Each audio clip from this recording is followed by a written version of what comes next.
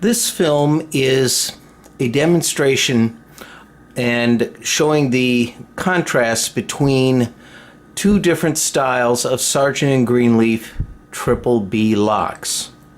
The lock to the left is a standard S&G Triple B version number 3, and that lock was basically made to be used on manual bolt work. The version 3 is different from the version 1 and 2 in that it has a snubber bar on the bottom versus on the top, as well as the scalloped door glass and some other very minor changes. What you see to the right, the silver model here, is what's called the Triple B Special. And that was meant to be used in safes that required, because of a special bolt work configuration, the lock to be mounted upside down. So what I'm going to show today is the differences between the two locks. First of all, the lock on the right, the upside down special, was very rare. For every several hundred locks that were made in the regular Triple B, one of the upside down versions would have been made.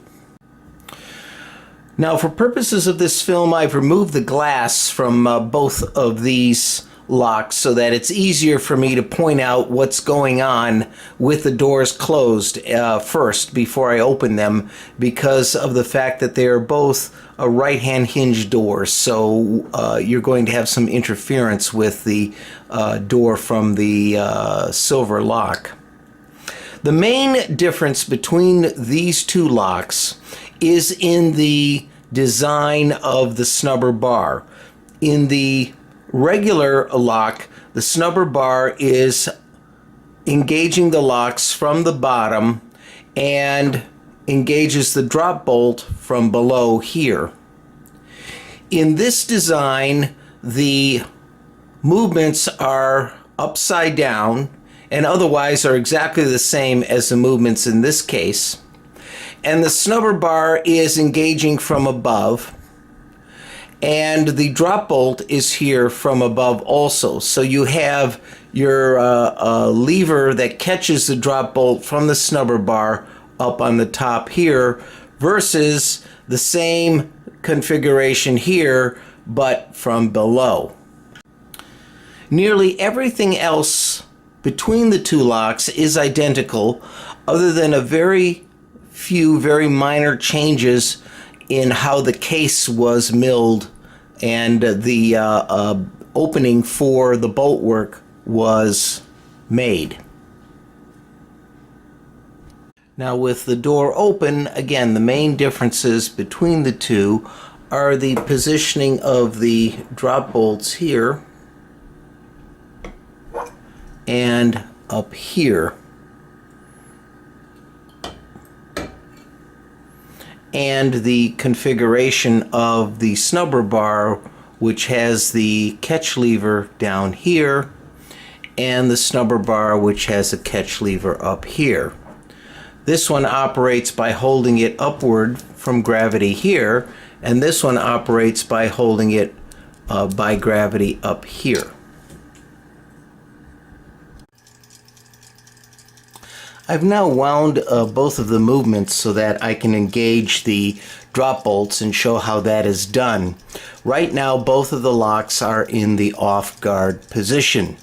So for the lock on the left, which is the conventional Triple B, it would be armed in the typical way by raising the drop bolt and arming it, putting it on guard in that fashion.